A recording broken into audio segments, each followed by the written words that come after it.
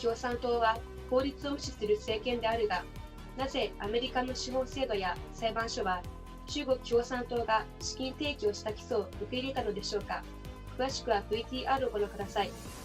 How are we in a situation that now more than ever we're hurtling towards a war that the CCP has already initiated against the American citizen? And the number one voice that came from mainland China to warn the American people about this, and to warn American people about Wuhan, and warn American people about the vaccines, and warn American people what the devils in Beijing and the Chinese Communist Party were doing. How does that individual end up in a jail, unable to communicate that at the very moment that we need him the most, ma'am? The CCP has been launching this war against the United States and the entire free world many years ago. I mean, Rome is not built overnight.